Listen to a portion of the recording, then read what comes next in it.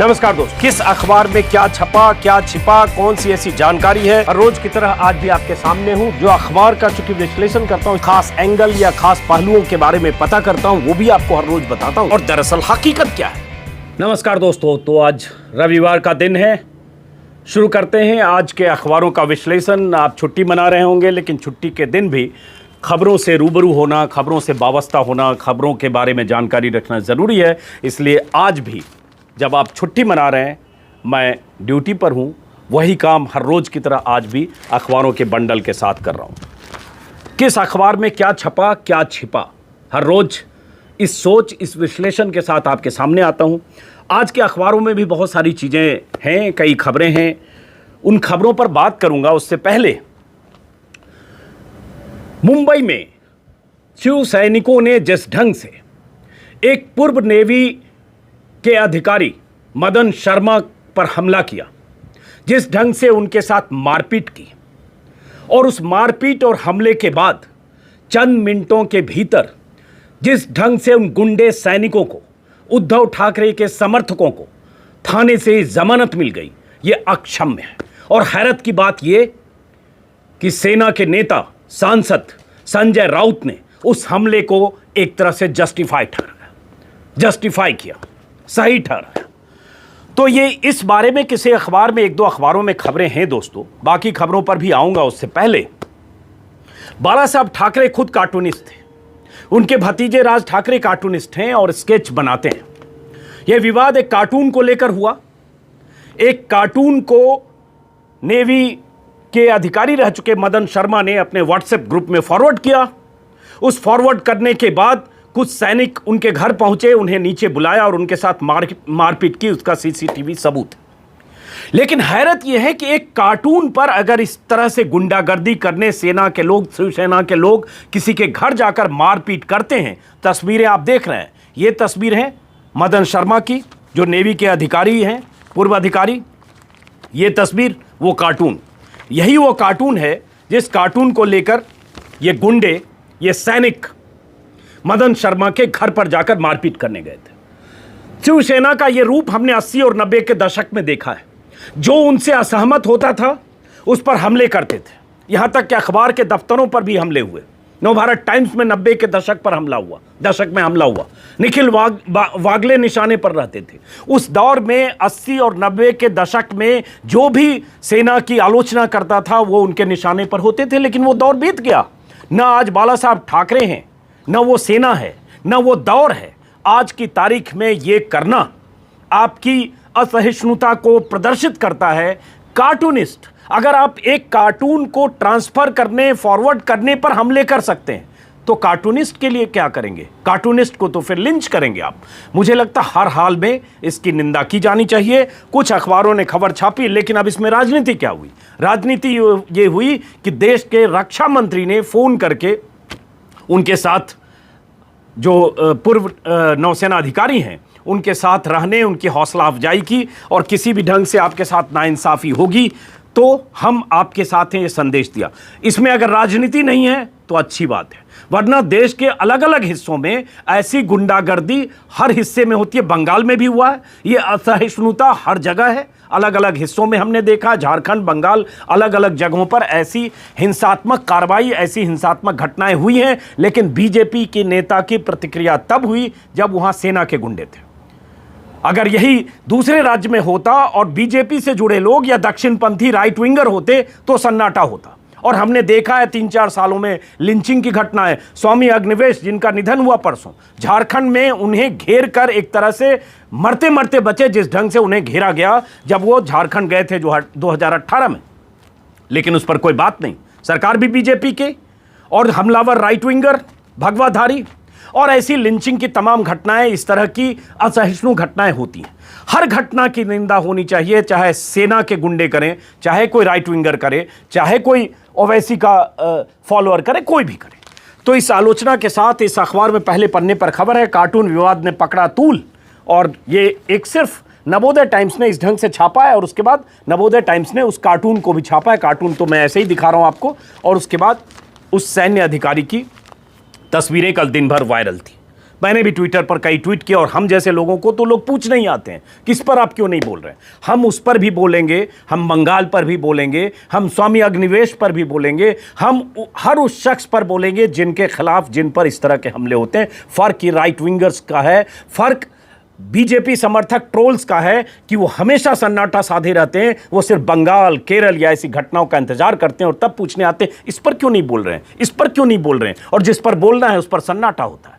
चलिए अब आते हैं, लौटते हैं खबरों पर दोस्तों। कई खबरें हैं हर अखबार में आज, लीड पहले पन्ने पर ज्यादातर अखबारों में दिल्ली दंगे के मामले में दिल्ली पुलिस की जो पूरक आरोप पत्र है, सप्लीमेंट्री चार्जशीट, सप्लीमेंट्री चार्जशीट में कुछ नेताओं के नाम, कुछ बुद्धिजीवियों के नाम आए हैं, ऐसा कहा जा रहा है। ये हेडलाइन है, लेकिन इस हेडलाइन के मतलब को मैं समझाने की कोशिश करूंगा। आप समझिए हेडलाइन कैसे दिखती है, हकीकत क्या है, चार्जशीट, पूरक चार्जशीट में किस रूप में इनका नाम आया है, पहले देखिए और समझिए। ये पहले पन्ने पर है, द इंडियन एक्सप्रेस की हेडलाइन है। पहले पन्ने पर आप देख पा रहे हैं, Yechury Yadav, 2 professors film maker named in Delhi police riot chargesheet, ये इसकी हेडलाइन है। और इसी तरह से सारे अखबारों की हेडलाइन है। अगर अलग अलग अखबारों में देखेंगे, ये जागरण की हेडलाइन है, दिल्ली दंगा भड़काने वालों में येचुरी और योगेंद्र यादव के नाम, पूरक आरोप पत्र में जयती घोष, अपूर्वानंद व राहुल रॉय का भी जिक्र, ये जागरण है। और ऐसे अलग अलग अखबारों में है। उसके बाद मैं बताता हूं कि ये खबर कहना क्या चाह रहा हूं और इस खबर में है क्या, और वो समझना आपको ज़रूरी है। ये इसकी हेडलाइन है अमर उजाला में, पहले पन्ने पर अमर उजाला में हेडलाइन है, दिल्ली दंगा पूरक आरोप पत्र में येचुरी और अपूर्वानंद का नाम। यह अमर उजाला की हेडलाइन है। और बाकी अखबारों में, अब इस खबर पर आते हैं दोस्तों, हिंदुस्तान टाइम्स में भी है, टाइम्स ऑफ इंडिया में भी है, लेकिन उसके बाद खबर समझना आपको ज़रूरी है कि मैं बात क्या करने जा रहा हूँ। टाइम्स ऑफ इंडिया की हेडलाइन है, इसमें इसकी हेडलाइन अगर देखेंगे तो आपको लगेगा कि येचुरी और यादव चार्ज नहीं है दंगों के मामले में, मतलब दंगों के मामले में उनके खिलाफ चार्जशीट नहीं है। ये पुलिस के हवाले से टाइम्स ऑफ इंडिया का पहला पेज है। अब आपको ये समझ में नहीं आएगा पढ़कर कि क्या पूरक आरोप पत्र में, सप्लीमेंट्री चार्जशीट में क्या इनके नाम हैं, क्या इन लोगों के नाम सप्लीमेंट्री चार्जशीट में पुलिस ने लिखा है कि इन्होंने दंगा भड़काया, क्या ये नाम है। अब इसको ऐसे समझिए, खबर क्या है, इंडियन एक्सप्रेस और टाइम्स ऑफ इंडिया और हिंदुस्तान टाइम्स से आपको समझाता हूं। खबर ये है, हिंदुस्तान टाइम्स क्या छापता है उसको भी देख लीजिए। हिंदुस्तान टाइम्स की खबर अगर आप देखेंगे तो इससे पता चलेगा जो दंगे के अभियुक्त हैं उन्होंने लीडर्स का नाम लिया है अपने स्टेटमेंट में। ये हिंदुस्तान टाइम्स की अंदर के पन्ने पर पेज नंबर 3 पर है। अब इसी से खबर का पता चलता है जिस ढंग से हेडिंग टाइम्स ऑफ इंडिया और हिंदुस्तान टाइम्स में है। दरअसल हुआ ये है, लब्बो लुआब बताता हूं, हुआ ये है कि ज़्यादातर अखबारों में खबर आई, पीटीआई के हवाले से पहले आई, कि सप्लीमेंट्री चार्जशीट में 5 लोगों के नाम पुलिस ने और दिए हैं, जिसमें CPM general secretary Sitaram Yechury, Swaraj Abhiyan के Yogendra Yadav, professor Apoorvanand, documentary film maker Rahul Roy के नाम है। ये खबर सनसनी की तरह से कल फैली कि चार्जशीट में दिल्ली में जो दंगे हुए थे, दंगे फैलाने में इन लोगों का नाम सप्लीमेंट्री चार्जशीट में पुलिस ने डाला है। लेकिन उसके बाद खबर क्या पता चली, और उसके बाद पुलिस की तरफ से ही, दिल्ली पुलिस की तरफ से ही अगर देखें तो स्टेटमेंट, एक करेक्शन आया, एक खंडन आया उस खबर का कि सप्लीमेंट्री चार्जशीट में इनका नाम नहीं है, बल्कि जो आरोपी हैं दंगों के, आरोपी या अभियुक्त कहें पुलिस के मुताबिक, उन्होंने इन 5 का नाम लिया है, इनकी भूमिका का जिक्र किया है और नाम लिया है अपने बयान में, और कहा है कि इन लोगों ने कहा था बातचीत में अलग अलग मौकों पर कि दिल्ली में सीएए के खिलाफ जबरदस्त प्रदर्शन होने चाहिए, विरोध होना चाहिए और किसी भी हद तक जाना चाहिए। ये अभियुक्तों ने अपने बयान में पुलिस को दिया, ऐसा कहा गया। और उसके बाद यही पुलिस की तरफ से जो बयान आया, जिसमें पुलिस ने खंडन करते हुए कहा, क्योंकि खबर चली कि चार्जशीट में इनका नाम, पुलिस ने ही खंडन किया, दिल्ली पुलिस ने इस बात का खंडन किया। दिल्ली पुलिस का मैं बता रहा हूं स्टेटमेंट, जो दिल्ली पुलिस के प्रवक्ता ने स्टेटमेंट जारी किया, उन्होंने कहा कि ये जो नाम है सीताराम येचुरी, योगेंद्र यादव, जयंती घोष, अपूर्वानंद, राहुल रॉय का नाम दिल्ली पुलिस की सप्लीमेंट्री चार्जशीट में को कॉन्स्पिरेटर के रूप में है। पीटीआई के ट्वीट का हवाला देकर दिल्ली पुलिस के प्रवक्ता ने कहा, खंडन करते हुए, कि किसी को चार्ज नहीं किया गया। पहले आया कि ये को कॉन्स्पिरेटर है, लेकिन दिल्ली पुलिस ने कहा किसी को चार्ज नहीं किया गया है। हमने कोर्ट को भी कोई रिकमेंडेशन नहीं किया है क्योंकि वो लोग एक्यूज्ड नहीं हैं। इनका नाम सीएए विरोधी प्रोटेस्ट मामले में एक अभियुक्त के डिस्क्लोजर बयान में आया है। पुलिस के सामने अभियुक्त का बयान दर्ज किया गया है। डिस्क्लोजर स्टेटमेंट के आधार पर किसी को अभियुक्त नहीं बनाया जा सकता। सच तो यह अभियुक्त का या आरोपी का पुलिस के सामने जो बयान होता है सीआरपीसी के सेक्शन 161 के तहत होता है, और ये कोर्ट में ये बयान मान्य नहीं है, एडमिसिबल नहीं है। कोर्ट में 164 के तहत मजिस्ट्रेट के सामने बयान होता है। तो पुलिस ने ही एक तरह से, पुलिस के जो प्रवक्ता हैं उनकी तरफ से ही आया कि ये अभी सिर्फ बयान में जिक्र है और इसलिए इनका नाम है। और यही जो अमित मित्तल हैं दिल्ली पुलिस के स्पोक्स पर्सन, उन्होंने कहा हिंदुस्तान टाइम्स में यही छपा हुआ है। लेकिन हेडलाइन और खबर से क्या पता चला कि चार्जशीट में इनका नाम दंगा भड़काने में को एक्यूज्ड के तौर पर पुलिस ने चार्जशीट में नाम दाखिल कर दिया है। लेकिन अब ये खबर, हालांकि पुलिस के जो प्रवक्ता हैं उन्होंने ये भी कहा कि ये जो उनके बयान को जो सफिशिएंट एविडेंस हैं उसके साथ देखकर उनके बयान का जिक्र किया है पुलिस ने, और फर्दर ये लीगल एक्शन है, कोर्ट में मामला सब जुडिस है, कोर्ट से तय होगा। अब ये मामला क्या है इसको समझिए, और इस पर जो योगेंद्र यादव और सीताराम येचुरी ने क्या कहा। और मैं इसलिए ये बड़ी खबर और बड़ी बात मानता हूं कि क्या आपको लगता है कि दिल्ली में दंगे सीताराम येचुरी, प्रोफेसर अपूर्वानंद, योगेंद्र यादव और डॉक्यूमेंट्री मेकर राहुल रॉय, इन लोगों ने करवाए? क्या ये दंगाई लोग हैं? क्या ये दिल्ली में जो दंगे में 52-53 लोग मारे गए, जिसमें 2/3 मुस्लिम्स थे, 1/3 हिंदू थे, तो क्या ये लोग दंगा भड़काने में, दंगा करवाने में या गुनहगार हैं? इसी तरह की चीजें पेंट की जा रही है लगातार। अब खबर क्या है और बयान क्या है वो समझ लीजिए, उसके बाद मैं इसके कुछ और पहलू बताऊंगा। योगेंद्र यादव ने अपने पक्ष में अपनी बात रखी है, ट्विटर पर कल ही उन्होंने कहा, योगेंद्र यादव ने भी कहा और सीताराम येचुरी ने भी कहा। योगेंद्र यादव ने कहा कि मेरा नाम आरोप पत्र में मेरे नाम का उल्लेख है, लेकिन मेरे बयान की एक भी लाइन नहीं है। आश्चर्य है कि दिल्ली पुलिस ने मेरे भाषण की रिकॉर्डिंग सुनने की जहमत नहीं उठाई जो सार्वजनिक रूप से उपलब्ध है। योगेंद्र यादव का कहना है कि उन्होंने जो भी भाषण दिया विरोध के लिए, सीएए के विरोध के लिए, और लोकतंत्र में सरकार के किसी भी फैसले, किसी भी कानून, किसी भी विधेयक या किसी भी अध्यादेश, उसका विरोध करने का हक लोकतंत्र में है, और विरोध के तरीके हिंसक नहीं हो, दंगाई मानसिकता वाले, भड़काने वाले ना हो, उससे कहीं दंगा न भड़के, बाकी विरोध का तरीका है। यही योगेंद्र यादव ने कहा कि उन्होंने जो कुछ कहा सब कुछ उनके फेसबुक, ट्विटर, उनके सोशल मीडिया पर मौजूद है। पुलिस उनके भाषणों को सुने कि क्या कहीं उन्होंने दंगा भड़काया या उनके उस भाषण से दंगा भड़का और उसमें ये 52 लोग मारे गए। यही बात सीताराम येचुरी ने कहा है कि दिल्ली पुलिस गृह मंत्रालय के अधीन काम करती है। भाजपा के शीर्ष नेतृत्व के इशारे पर उसने काम किया है। मुख्यधारा के दलों के शांतिपूर्ण विरोध प्रदर्शनों से डर गए हैं और सत्ता का दुरुपयोग कर विपक्ष को निशाना बना रहे हैं, ये उन लोगों ने कहा। अब खबर क्या है? खबर में ये है, जो इंडियन एक्सप्रेस में मैंने खबर देखी, इंडियन एक्सप्रेस ने थोड़ा विस्तार से लिखा है। उसमें इंडियन एक्सप्रेस में बताया है कि जो 3 अभियुक्त हैं, नताशा नरवाल, देवांगना कलिता और गुलफिशा फातिमा, इन लोगों के बयान पुलिस ने दर्ज किए।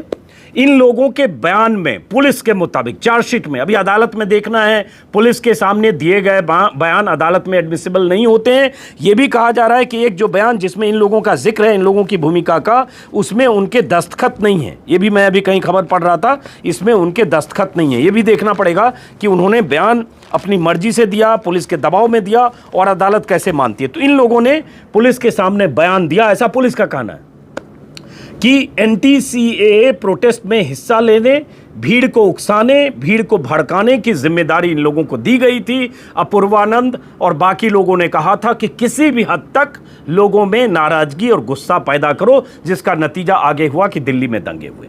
ये इन पर आरोप है, और वही बात है कि अब वो आरोप अदालत में जब ये मामला जाएगा तब क्या साबित होता है। लेकिन अचानक सोशल मीडिया पर ऐसी खबरें आप देखेंगे तो आपको भ्रम होगा कि पुलिस ने इनके खिलाफ चार्जशीट दाखिल कर दिया, पुलिस ने इन्हें को कंस्पिरेटर कह दिया है, पुलिस ने इन्हें दंगाई मान लिया है, पुलिस ने इन पर दंगा भड़काने का आरोप दाखिल कर दिया, आरोप पत्र में नाम इन पर दंगा भड़काने के आरोप में आरोप पत्र दाखिल कर दिया, सप्लीमेंट्री पूरक आरोप पत्र। ये मामला नहीं है। अब आते हैं कि दरअसल दिल्ली के दंगे में हुआ क्या था, कितने लोग मारे गए, और एक पक्ष के लोग सारे फंस गए, जो ऐसे लोग हैं उन्हें भी दंगाई पेंट करने की कोशिश हो रही है, चाहे किसी के बयान के आधार पर वो बयान उन्होंने दिया, जबरन लिया गया, मर्जी से दिया, वो बयान कोर्ट में मान्य है या नहीं है, ये सारे सवाल मैंने आपको बता दिए। अब क्या है, दिल्ली में जो दंगा हुआ था, आप सबको पता होगा कि दंगा जब हुआ था 23 फरवरी से 27 फरवरी के बीच, उस दंगे में 53 लोग मारे गए, 200 लोग घायल हुए। मारे गए लोगों में 2/3 मुस्लिम थे। मुस्लिम जो मारे गए उन्हें गोली मारी गई, आग के हवाले किए गए, काट दिया गया। ऐसे हिंदू भी मारे गए। उसमें दो आईबी से जुड़ा एक लड़का था, उसकी बहुत जघन्य हत्या हुई थी। हिंदू मारे गए चाहे मुसलमान मारे गए, मारे जघन्य तरीके से गए। लेकिन हिंदू मारे गए इसको इस तरह से चिन्हित करके, और ये सारे लोग प्रो मुस्लिम माने जाने वाले, या सीएए के विरोध में प्रोटेस्ट में शामिल होने वाले, या सीएए की मुखालफत करने वाले लोगों को चिन्हित करके आरोप पत्र में इनका सबका जिक्र, चाहे पहले के आरोप पत्र में जो दिल्ली के विधायक, दिल्ली के कॉरपोरेटर या कुछ मुस्लिम लीडर या इलाके के लोग, उन सबको शामिल किया गया। पूरक आरोप पत्र में अभियुक्त जिसे पुलिस ने माना है उसके बयान के आधार पर इनके नाम का जिक्र किया गया है कि उन्होंने बयान दिया। अब सवाल उठता है, जो दंगा हुआ उसमें हुआ क्या?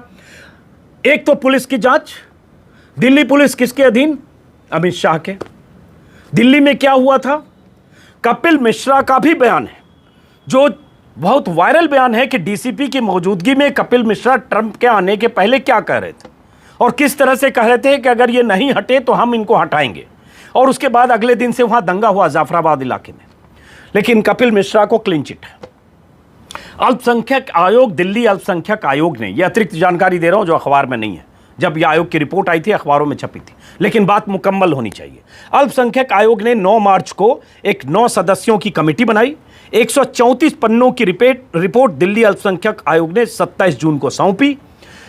उस रिपोर्ट के मुताबिक, जाहिर है अल्पसंख्यक आयोग है तो अल्पसंख्यकों के हितों की रक्षा वो करेंगे या उस पर्सपेक्टिव से जांच करेंगे। तो उसमें था कि 11 मस्जिद, 5 मदरसे, 1 दरगाह और 1 कब्रिस्तान को नुकसान पहुंचाया गया। पुलिस तमाशाई थी, दंगाइयों को शह दे रही थी। अल्पसंख्यक आयोग की जांच टीम का ये आरोप है, जांच रिपोर्ट का हिस्सा है। कमेटी की सिफारिश थी कि हाईकोर्ट के रिटायर्ड जज की अध्यक्षता में 5 सदस्यों की एक कमेटी बनाई जाए जो दिल्ली दंगों की जांच करे। लेकिन यह तो होना नहीं है, क्योंकि दिल्ली पुलिस ने हाईकोर्ट में एक हलफनामा देकर यह कह दिया कि उनके पास कपिल मिश्रा, अनुराग ठाकुर, प्रवेश वर्मा जो सांसद हैं, साहिब सिंह वर्मा के बेटे, अनुराग ठाकुर जो केंद्रीय मंत्री हैं, जो दिल्ली चुनाव के दौरान जिन्होंने भाषण दिया था गोली मारो सालों को, और उनके भाषण के अगले ही दिन एक शख्स गोली पिस्तौल लेकर वहां पहुंच गया था शाहीन बाग। पुलिस ने हलफनामा देकर कहा कि इन तीनों के खिलाफ कोई ऐसा सबूत नहीं मिलता जिससे लगता है इन्होंने भड़काया, भीड़ को उत्तेजित किया, या किसी भी ढंग से भावना भड़काने में इनकी कोई भूमिका थी। तो पुलिस ने इन सबको क्लीन चिट दे दिया। और योगेंद्र यादव जैसे ज़हीन आदमी, जो ऊंची आवाज में बोलते भी नहीं है कहीं, अपूर्वानंद दिल्ली यूनिवर्सिटी के प्रोफेसर, उनके एक विचार हो सकते हैं और वो विचार लोकतंत्र में होना चाहिए। वो विचार सांप्रदायिकता के खिलाफ उनके घोषित विचार हैं, लेख लिखते हैं, अपनी बात कहते हैं और हर मुद्दे पर मुखर होकर अपने लेखों के जरिए अपनी बात कहते हैं। अपूर्वानंद, फिल्म मेकर राहुल रॉय, सीताराम येचुरी, इतने पुराने नेता। हाँ, इस देश में वामपंथ को लेकर 2014 के बाद एक नफरत का माहौल बनाया गया, वो वामपंथी हैं। तो सीताराम येचुरी, इन सब लोगों को पेंट ऐसे किया जा रहा है या गया कि इन लोगों ने दंगाइयों को भड़काया, उत्तेजित किया और उन्हें कहा इस हद तक चले जाओ कि दिल्ली में दंगे हो जाएं और ये लोग मारे जाएं।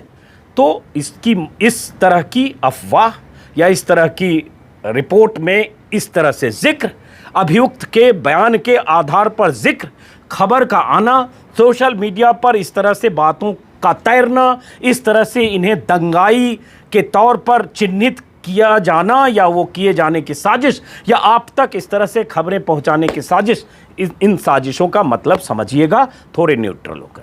अब आते हैं, चूंकि इस पर लंबी बात हो गई, उसके बाद कुछ और खबरें हैं दोस्तों, जिसमें एक दिलचस्प खबर है, दिलचस्प क्या कहूँ, दुखद खबर है, माफ़ करें दिलचस्प मैंने शब्द इस्तेमाल किया क्योंकि पहले दूसरी खबर मैं बताना चाह रहा था। एक खबर है अमर उजाला में, ये पहले पन्ने पर अमर उजाला की खबर है, महामारी के बीच ऑक्सीजन संकट से मरीजों की जान पर आफत। ये अमर उजाला में खबर है, परीक्षित निर्भय की खबर है कि कोरोना मरीजों के लिए ऑक्सीजन संजीवनी का काम कर रही है, लेकिन देश में ऑक्सीजन संकट से मरीजों की जान पर आफत है। एमपी में ऑक्सीजन न मिलने से 4 मरीजों की मौत हो गई है। गुजरात में भी ऑक्सीजन की कमी से मरीजों को दूसरे अस्पतालों में भेजा जा रहा है। ये बहुत ऐसी खबर है जो हर राज्य से ऐसी खबरें आती रही है। बिहार से तो मैंने बहुत बार सुनी है कि ऑक्सीजन की किल्लत, ऑक्सीजन की कमी से कैसे मरीज परेशान और बेहाल हैं, और कोरोना में ऑक्सीजन एक बहुत बड़ा फैक्टर होता है, क्योंकि ऑक्सीजन लेवल कम होना होता है और मरीज खतरे के दरवाजे से मरीज दाखिल होता है। और ऑक्सीजन लेवल जांचने के लिए ही ये ऑक्सीमीटर लोग घर घर में रखने लगे हैं, और वही ऑक्सीमीटर में घोटाले की खबर यूपी से आई है लगातार। लेकिन अब ये ऑक्सीजन की कमी, और ऑक्सीजन की कमी से एमपी में 4 मरीजों की मौत, कई राज्यों में उसके बाद ऑक्सीजन की कालाबाजारी हो रही है। ये खबर विस्तार से अमर उजाला ने छापा है कि कितना ऑक्सीजन, कितना मीट्रिक टन ऑक्सीजन का उत्पादन होता है देश में, कितना मीट्रिक टन चिकित्सा जगत में प्रयोग होता है, और 173 ऐसे जिले देश में हैं जहां वेंटिलेटर की सुविधा नहीं है। ये खबर अमर उजाला ने छापा है। अब ये समझिए कि आज की तारीख में ऑक्सीजन नहीं होने से या ऑक्सीजन की किल्लत से मरीजों की मौत होती है, तो इसके मायने क्या है, और वो भी कोरोना के विस्तार या कोरोना के शुरुआत के लॉकडाउन के बाद। मार्च का आखिरी हफ्ता, अप्रैल, मई, जून, जुलाई, अगस्त, अगर देखें तो 5 महीने पूरे, और उसके पहले की तैयारी को देखें तो 6 महीने हो गए। उसके बाद भी अगर ये खबर है तो चिंताजनक है। एक खबर में भास्कर में मैं बताना चाहता हूँ, ये पहले पन्ने पर भास्कर ने एक खबर छापी है, किस कंपनी को हुई है पीएम केयर फंड के 100 करोड़ से मदद। अच्छी स्टोरी है, अच्छी रिपोर्ट है। ये रिपोर्ट प्रमोद कुमार ने लिखी है दैनिक भास्कर में, और इन्होंने लिखा है कि स्वास्थ्य मंत्रालय, आईसीएमआर ने नहीं दिया सवाल का जवाब। वैक्सीन पर हब जीनोम वैली ने कहा नहीं मिली सरकार से कोई मदद। इस रिपोर्ट का मकसद ये बताना है कि सरकार ने घोषणा की थी कि पीएम केयर्स फंड से 100 करोड़ रुपए वैक्सीन रिसर्च पर खर्च किए जाएंगे, लेकिन ये किसे दिए गए हैं, जिम्मेदार ये नहीं बता रहे। इसका खुलासा तेलंगाना के आईटी मिनिस्टर के डीओ लेटर से हुआ। हाल ही में वैक्सीन वितरण की योजना बनाने और आर्थिक मदद की स्थिति स्पष्ट करने के लिए तेलंगाना सरकार के मंत्री ने केंद्र सरकार को पत्र लिखा है। भास्कर के पास ये इस डीओ लेटर की प्रति है। इस पत्र के बाद भास्कर ने भी स्वास्थ्य मंत्री डॉक्टर हर्षवर्धन से लेकर आईसीएमआर के डायरेक्टर जनरल से इस बारे में जानने की कोशिश की। हमने फ़ोन पर संपर्क करने के अलावा 1 सितंबर को मेल भी किया, लेकिन कोई जानकारी नहीं मिली। ये एक अच्छी रिपोर्ट है। सरकार ने अगर कुछ ऐलान किया कि 100 करोड़ हम पीएम केयर फंड से वैक्सीन बनाने वाली कंपनी को देंगे, तो किस कंपनी को दिया? पीएम केयर फंड में आने वाले पैसे और उसके खर्चे को लेकर विपक्ष के नेता तमाम सवाल उठा रहे हैं। मैं उन सवालों के विस्तार में नहीं जा रहा हूं। सवाल ये उठता है, अगर ये कहा तो ये आना चाहिए कि किसको दिया। भास्कर ने बहुत अच्छे ढंग से मेहनत करके रिपोर्ट छापी है, एक बॉक्स छापा है। इसके लिए मैं फिर प्रमोद कुमार की तारीफ करूंगा, इस रिपोर्टर की। एक वो बॉक्स छापा है कि क्या सरकार ने वैक्सीन रिसर्च पर देश की किसी कंपनी को मदद की है। ऐसे सवालों को लेकर हर्षवर्धन, मिनिस्ट्री ऑफ प्लानिंग एवं सांख्यिकी, राव इंद्रजीत सिंह, नीति आयोग के उपाध्यक्ष राजीव कुमार, वैक्सीन नीति की अध्यक्षता कर रहे नीति आयोग के विनोद के पाल, नीति आयोग के सीईओ अमिताभ कांत, आईसीएमआर के डीजी बलराम भार्गव का पक्ष जानने के लिए 1 सितंबर को मेल किए, लेकिन 12 दिन में किसी ने जवाब नहीं दिया। ये भास्कर में मेल किए, जवाब नहीं दिया। हमने फ़ोन पर संपर्क किया। नीति आयोग के विनोद के पॉल के सचिव ने बात करने का विषय पूछा और बताया कि सर बहुत बिजी हैं, आपका मैसेज देकर बात करने की कोशिश करूंगा। राजीव कुमार जो नीति आयोग के उपाध्यक्ष हैं, उनसे भी बात करने की कोशिश नाकाम रही। उनके पीएस ने ऑफिस का नंबर पर बात करिए कहकर फ़ोन काट दिया।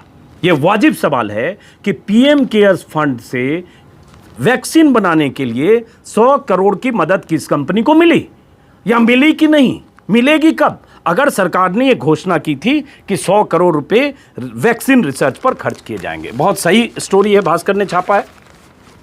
इसके अलावा कुछ और खबरों पर मैं बात करता हूं, 1 मिनट। उसके बाद एक खबर है, हाँ, एक जो अच्छी खबर है, सुकून वाली खबर है, जो कई अखबारों में है, जो चीन भटक कर चले गए थे या चीन ने अगवा कर लिया था अरुणाचल के इलाके से, या भटके तब चीन ने अगवा कर लिया, वो लड़के वापस लौटे हैं। नवभारत टाइम्स के पहले पन्ने पर लीड है, बाकी अखबारों में भी है। नवभारत टाइम्स के पहले पन्ने पर लीड है कि चीन ने अरुणाचल से अगवा 5 युवक भारत को सौंपे, 14 दिन क्वारंटीन में रहेंगे कोरोना प्रोटोकॉल के तहत। और महीने के शुरू में 5 युवक अरुणाचल के LAC के पास के इलाके से भटक गए थे या चले गए थे उस पार। LAC पर चीन की सेना द्वारा बंधक बनाने की खबरें आई थी और उसके बाद चीन शुरू में इनकार करता रहा, लेकिन उसके बाद भारत सरकार, अरुणाचल सरकार और तमाम तरह की निगोशिएशन बातचीत के बाद ये लड़के वापस लौटे हैं। तो एक अच्छी सुकूनदेह खबर है, 5 लड़के दिख रहे हैं अपने देश, अपने प्रदेश, अपनी सरजमी पर चीन से वापस लौटे हैं। कई अखबारों में ये खबर है। उसके बाद एक खबर जो है ये अरुणाचल वाली खबर हर अखबार में पहले पन्ने पर, ज़्यादातर अखबारों में पहले पन्ने पर है, बच्चों के लौटने वाली। उसके बाद एक खबर है, वो चिंता वाली थोड़ी खबर है, दैनिक हिंदुस्तान में। ये बाकी अखबारों में भी अलग अलग पन्ने पर है, लेकिन मैं दैनिक हिंदुस्तान उठा रहा हूँ, चूँकि दैनिक हिंदुस्तान इस तरह की खबरों को मैं देख रहा हूँ बीते कुछ दिनों से छाप रहा है, जिसमें है ये जो एक संकट का दौर है कोरोना के बाद, आर्थिक संकट, रोजगार का संकट, बेरोजगारी, उन सब का जिक्र करते हुए और उन संदर्भों में देखें तो कैसे अलग अलग रोजगार के अलग अलग सेक्टर में मुश्किलें और मुसीबतें बढ़ रही है, उसी को लेकर यह खबर है। ये खबर दैनिक हिंदुस्तान के पेज नंबर 6 पर है। कागज उद्योग केवल 10% कारोबार बचा। इन सब की चर्चा नहीं होती कहीं। हर उद्योग, हर सेक्टर, टेक्सटाइल हो, पेपर इंडस्ट्री हो, कोई भी सेक्टर, 4,000-5,000 से ज़्यादा MSME हो, बल्कि 40-45 हज़ार MSME की हालत ख़राब है, 4-5-6 हज़ार की तो बहुत बुरी हालत है। हर सेक्टर का बुरा हाल है। और उसके बाद ये इसमें कागज़ उद्योग का जिक्र है, जिसमें कहा गया कि 25,000 कागज़ व्यापारी दिल्ली में हैं, दिल्ली का है, और उसमें 80,000 करोड़ का व्यापार हर माह दिल्ली में होता था। अभी 12,000 करोड़ का व्यापार हर माह दिल्ली में हो रहा है। 10% इनका कारोबार बचा। ये कब टेक ऑफ करेगा, वापस कब आएगा, इसकी कोई गारंटी नहीं है। और इससे समझ लीजिए कि कितने लोगों के रोजगार पर इससे आफत आ रहा है। और इसी में लोन पर बैंक ब्याज मांग रहा है। जो बात मैं आपको बार बार मोरेटोरियम का करता हूं, वही इन लोगों की भी शिकायत है कि ऐसे समय में धंधा चौपट है, 10% कमाई रह गई, मजदूर मिल नहीं रहे हैं, जो खरीदार मिल नहीं रहे हैं, प्रोडक्ट बाहर बिक नहीं रहा है, और उसके बीच बैंक की तरफ से मारामारी जो मोरेटोरियम की है। तो ये खबर है। एक खबर दैनिक हिंदुस्तान में है, बहुत बड़ी खबर के तौर पर उत्तर प्रदेश के हिसाब से देखें, उत्तर प्रदेश के दर्शकों के लिए, यूपी के दर्शकों के लिए, पेज नंबर 9 पर हिंदुस्तान ने लगभग आधा पेज छापा है कि यूपी सरकार उत्तर प्रदेश में कैसे जो बाहुबली हैं, मुख्तार अंसारी और अतीक अहमद, उनके खिलाफ उनकी संपत्ति, उनकी जायदाद, उन्होंने जिस ढंग से कब्जे किए हैं, जिस तरह से गैर कानूनी तरीके से अवैध निर्माण किए हैं, उनको ढहाया भी गया बुलडोजर से, और उसके बाद उनके खिलाफ कार्रवाई हो रही है। इसी में मुख्तार की पत्नी और 2 साले पर गैंगस्टर एक्ट लगाया गया है। अतीक अहमद के एक और भवन पर चला बुलडोजर, और हमने पहले भी देखा था कि 27 अगस्त को मुख्तार अंसारी के खिलाफ, मुख्तार अंसारी के एक की बिल्डिंग, इमारत जो भी कहें, डॉलीबाग में, लखनऊ में, वहाँ 2 इमारतों को जमींदोज किया गया था। और उसके बाद किस तरह से बाहुबली विधायक मुख्तार अंसारी और उनके करीबियों की 21 करोड़ से ज़्यादा की संपत्ति मऊ में जब्त हो चुकी है, और उनके कई तरह के ठेके और कई तरह के धंधों पर सरकार नकेल कस रही है। मैं इस तरह की चीज़ों को स्वागत करता हूँ, क्योंकि ये बाहुबली और माफिया, चाहे यूपी हो चाहे बिहार हो, दर्जनों ऐसे बाहुबली माफिया हैं जिन्होंने दशकों में अरबों कमाए, चाहे ठेके से, चाहे डराकर, चाहे वसूली करके, चाहे किसी भी ढंग से। अरबों कमाए हैं और सरकारें इनके प्रति नज़रअंदाज होती हैं, इनके प्रति लापरवाह होती हैं, इन्हें नज़रअंदाज करती है, क्योंकि ये सब अलग अलग समय अलग अलग सरकारों के हिस्से होते हैं। कोई मंत्री बन जाता है, कोई सांसद होता है, कोई विधायक होता है, जेल में रहता है, सजा याफ्ता होता है, हत्या के कई मामलों में कन्विक्ट भी हो जाता है, फिर भी उसका साम्राज्य चलता रहता है। तो इस मामले में कम से कम कहूँगा मैं कि हाँ, यूपी में कार्रवाई हो रही है, लेकिन हाँ, ये कार्रवाई सिर्फ अतीक अहमद और मुख्तार अंसारी तक सीमित नहीं रहे। ये सारे बाहुबली, कोई धनंजय सिंह हो चाहे कोई और हो, सारे बाहुबलियों के खिलाफ ऐसी कार्रवाई होनी चाहिए जैसी इन दोनों के खिलाफ हो रही है। फिलहाल इस कार्रवाई का मैं स्वागत करता हूँ। ये खबर है। उसके बाद एक खबर मैं आज कोशिश करूँगा, हालांकि हमारे एक मित्र हैं ललित यादव जी, जैसे ही मैं कहूँगा कि इस पर वीडियो बनाने की कोशिश करूँगा तो मुझे घेरते हैं कि आप कोशिश करेंगे, बोलते हैं, लेकिन आप बाद में वीडियो बनाते नहीं हैं। तो लेकिन इस बार मैं कोशिश करूँगा। एक सुमेध सिंह सैनी हैं, बहुत बड़े अधिकारी हैं, और कुछ और लोग मुझे फ़ोन कर रहे हैं इस पर वीडियो बनाने को। Former top cop on the run, the Hindu में अंदर के पेज पे छापा है कि पंजाब के एक्स डीजीपी गिरफ्तारी से बचने के लिए, एब्डक्शन मतलब अपहरण और हत्या के मामले में, जो 1991 का मामला है, उससे बचने के लिए कैसे छिपे और भागे फिर रहे हैं। सुमेध सिंह सैनी इनका नाम है। हर जगह से इनका जो अरेस्ट वारंट, मतलब इन्हें जमानत नहीं मिली, हर जगह से इनका एंटीसिपेटरी बेल सुप्रीम कोर्ट तक से खारिज हो चुका, और ये छिपे हुए हैं, फरार हैं, अंडरग्राउंड। इन पर एक अलग से इनकी जानकारी बताऊंगा, क्योंकि एक समय दहशत का नाम, एक समय पुलिस के दम पर, खाकी वर्दी के दम पर आतंक, दहशत, दबदबे का नाम था सुमेध सिंह सैनी, और तमाम राजनीतिक दलों ने सुमेध सिंह सैनी को संरक्षण दिया, प्रोटेक्ट किया और उनको ऊंचे ओहदे तक पहुंचाए। वो सुमेध सिंह सैनी, पूर्व डीजीपी, आज फरार हैं, पुलिस उनकी तलाश कर रही है। On the run, a former top cop on the run, heading समझिए। ये द हिंदू में खबर है, एक अखबार में, किसी और अखबार में दिखी तो ये खबर है। उसके अलावा छिटपुट और कुछ खबरें हैं। एक जजेज ने, जो सुप्रीम कोर्ट के जज हैं, उन्होंने, कुछ जजों ने कहा है कि कैसे उन्हें सॉफ्ट टारगेट बनाया जा रहा है। वो दिलचस्प है कि वो अपना पक्ष नहीं रख पाते हैं और उन्हें सॉफ्ट टारगेट बनाया जा रहा है। और इस सोशल मीडिया के दौर में खास तौर से हिंदुस्तान टाइम्स की तो पहली लीड है, एससी जजेस speak out over gossip slander. ये फर्स्ट हेडलाइन है हिंदुस्तान टाइम्स की। सुप्रीम कोर्ट के जजों की शिकायत है कि उन्हें गॉसिप और अफवाह और सोशल मीडिया में तरह तरह से उन्हें निशाना बनाया जा रहा है, क्योंकि वो अपना पक्ष नहीं रख सकते। यही अंदर के खबर पे में अमर उजाला ने भी छापा है कि आलोचना के लिए जजों को बनाया जा रहा सॉफ्ट टारगेट, जस्टिस रमन्ना ने कहा है। और जस्टिस रमन्ना वो वरिष्ठतम जजों में से हैं जो अगले मुख्य न्यायाधीश होने हैं, जस्टिस एनवी रमन्ना।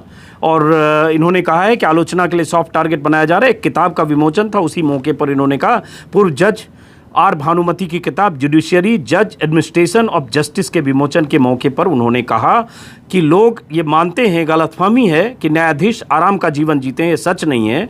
और उसके बाद उन्हें कैसे सोशल मीडिया के दौर में अपना पक्ष भी नहीं रख पाते, लेकिन उन्हें निशाना बनाया जाता है। चीफ जस्टिस ने कहा, जो मौजूदा चीफ जस्टिस हैं, उन्होंने कहा कि न्यायाधीशों के बोलने की स्वतंत्रता उन्हीं कानूनों के द्वारा छीनी जाती है जिन कानूनों के तहत दूसरे लोगों को बोलने की आज़ादी मिलती है। इन्हीं का इस्तेमाल करते हुए न्यायपालिका और न्यायाधीशों की आलोचना होती है। हाँ, क्यों नहीं होती है? आलोचना होनी चाहिए, ज़रूर होनी चाहिए, क्योंकि कोई भी जज या कोई भी व्यक्ति आलोचना से ऊपर नहीं है। लोकतंत्र में अधिकार सबको है और ये मिलना चाहिए। हाँ, मैं बार बार कहता हूँ, भाषा की मर्यादा कायम रहनी चाहिए, किसी की भी आलोचना हो या कुछ भी। तो ये खबर है। उसके अलावा कुछ और एक बार देख लेता हूँ सरसरी तौर पर, मोटे तौर पर चीज़ें, मैं जो बड़ी चीज़ें हैं वो मैंने आपको बता दी, लेकिन फिर भी चीन को लेकर हर रोज़ चीज़ चुकी आ रही है, इसलिए चीन को लेकर मैंने बात की नहीं।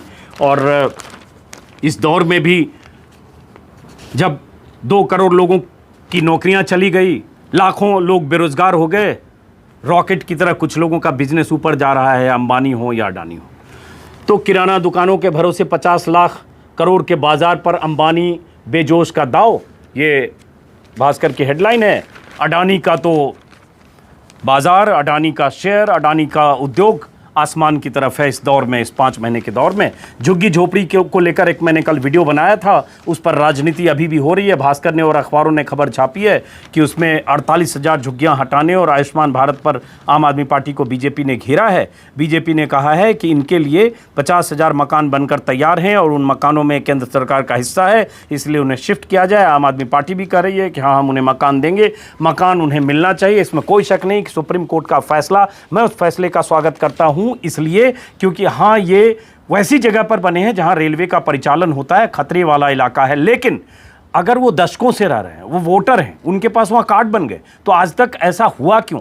यही राजनीतिक दल इसी तरह की राजनीति करते हुए अतिक्रमण को, जब वो अतिक्रमण हटाया जा सकता है हटने नहीं देते हैं, जब हो जाते हैं दशकों तक रहते हैं तब इस तरह के खेल होते हैं। लेकिन वो गरीब लोग जो अलग अलग शहरों से आए, उन्हें पहले आप मकान दीजिए, उसके बाद उन्हें शिफ्ट करिए, फिर आप झुग्गियाँ गिराइए और वो अतिक्रमण खाली करिए। तो इस पर मैं वीडियो काफ़ी पहले बना चुका हूं, इसलिए अलग से बात नहीं। एक दिलचस्प खबर भास्कर में मुझे दिखी, दुकानों से 8-10 क्विंटल राशन वापस ले जाता था पूर्व पार्षद, 10 साल में किया 50 करोड़ का घोटाला। दुकान से राशन ले जाता था और वापस ले जाता था, मिली भगत से कैसे राशन ले जाता था दुकान से वापस, उसी की जानकारी है। 1999 से अग्रवाल कर रहा था ट्रांसपोर्टर का काम, इसलिए घोटाला 100 करोड़ तक होगा। और ये कांग्रेसी महाशय हैं, कांग्रेस का पूर्व पार्षद, शहर कांग्रेस कार्यवाहक अध्यक्ष मोहन अग्रवाल हैं, और इन्होंने अपने बेटे अनाज व्यापारी और इन सब के साथ मिलकर कैसे अनाज घोटाला किया है और इन पर एफआईआर हुई है।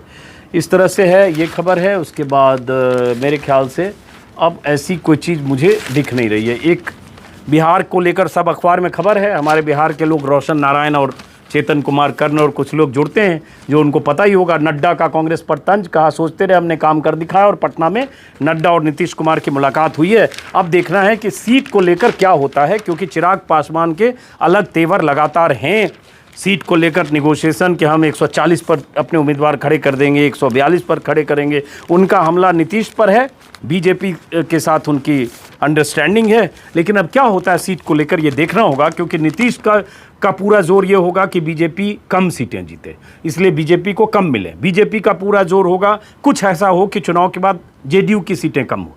चिराग पासवान बीच में खेल रहे हैं, तो इस खेल से अब अगले कुछ दिन में पता चलेगा, और फाइनल पता तो चुनाव के नतीजों के बाद पता चलेगा। तो ये खबर है। एक्सप्रेस में एक फुल पेज की स्टोरी है, मैं देखता हूँ उसको। ये जो नरेगा के जो कार्ड बढ़े हैं और जॉब होल्डर्स जो हैं, हाउस होल्ड जो नरेगा पर डिपेंडेंट हैं, वो बढ़े हैं। और ये शायद ये दौर ये भी है क्योंकि नौकरियां छूटी है। उस पर एक पेज की रिपोर्ट है, मैंने पढ़ी नहीं, बता नहीं सकता। मीडिया लिंचिंग करके तबलीन सिंह ने कॉलम लिखा है जो हिंदी जनसत्ता में भी छपता है, और उन्होंने वही सब बात मोटे तौर पर कही है कि कैसे मीडिया 2.5 महीने से रिया का, सुशांत के मामले में रिया के पीछे पड़ा था और दिन रात कैसे लिंचिंग कर रहा था। तो ये खबर है जिस पर मैं भी बात कर चुका हूँ। मोटे तौर पर उसमें वही बात है, उसके अलग कोई बात नहीं है। तो आज की खबर अगर हम देखेंगे तो सारी खबरें करीब करीब आज हो चुकी है। अब मैं आपकी परमिशन से, आपकी अनुमति से एक देसी वैक्सीन को लेकर है, वो इंटरेस्टिंग है। ख़त्म करते हुए, जागी उम्मीद, देसी वैक्सीन ने बंदरों को भगाया, नवभारत टाइम्स के पहले पन्ने की लीड है। और गर्मी लग रही है तो एक बार पसीना पोंछ लेता हूं। ये नवभारत टाइम्स पे पहले पन्ने पर लीड है। आपको पता होगा कि ऑक्सफोर्ड का जो वैक्सीन की टेस्टिंग चल रही थी, उसमें एक वॉलंटियर बीमार हुआ था, टेस्टिंग रोक दी गई थी भारत में भी, लेकिन अब वो टेस्टिंग दोबारा शुरू हुई है। इस बीच है ये खबर आई है कि ICMR के साथ मिलकर देसी वैक्सीन बना रही भारत बायोटेक ने ट्वीट कर बताया कि एनिमल स्टडी में कोवैक्सीन लाइव वायरल से बचाती है और इम्यून सिस्टम बढ़ाती है। बंदरों में इसने कोरोना वायरस के खिलाफ एंटीबॉडीज़ बनाई है। इससे साबित हो गया है कि लैब के अलावा जीवित शरीर में भी यह कारगर है। कंपनी ने 20 बंदरों को 4 समूहों में बांटकर स्टडी की। बंदरों को शुरू में, फिर 14 दिन तक वैक्सीन दी। दूसरी डोज के बाद बंदरों को SARS-CoV-2 यानी कोरोना वायरस के संपर्क में लाया गया, कोविड-2। पहली डोज के तीसरे हफ्ते में बंदरों में कोरोना के प्रति रिस्पॉन्स दिखना शुरू हुआ। अब वहाँ जो इंग्लैंड में जो वॉलंटियर बीमार पड़ा, वो तो शिकायत भी कर सकता है कि मैं बीमार हूँ, तबीयत खराब हो गई, दर्द हो रहा है, सर दर्द हो रहा है, पेट दर्द हो रहा है, कुछ भी हो रहा है। ये बंदर बेचारे शिकायत तो कर नहीं सकते, तो अब बंदर पे ही आप टेस्ट करते हैं। और ये टेस्ट करने का तरीका है, मैं थोड़ा मजाक में बोल रहा हूँ, और ये सच है कि बंदर शिकायत तो कर नहीं सकते, बंदर वॉलंटियर सबसे सुरक्षित वॉलंटियर है ये है। और पहले पन्ने पर वही है, नेवी के पूर्व अफसर को पीटने वाले सैनिक छूटे, बेटी ने दिया धरना, उस पर राजनीति हो रही है। और इस बीच कंगना रनावत की खबरें लगातार है और हमारे वीडियो का टाइम हो गया है, तो दोस्तों मैं ये वीडियो ख़त्म करूँगा। एक नवभारत टाइम्स ने छापा है, मुलाकात और बात से तय हुई जीत का फॉर्मूला, और वही नड्डा और उनकी मुलाकात है, 2 पन्ने पे विज्ञापन है, जय जय है। बात ख़त्म करते हैं दोस्तों, तो आज का ये वीडियो समाप्त होता है, फिर हम मुलाकात करेंगे किसी और वीडियो में। तो नमस्कार। और अगर आपने मेरे YouTube को सब्सक्राइब नहीं किया है, अजीत अंजुम के नाम से YouTube है, अजीत अंजुम के नाम से Facebook पेज है, सब्सक्राइब करें ताकि मेरी बात ज़्यादा से ज़्यादा लोगों तक पहुँचे। नमस्कार।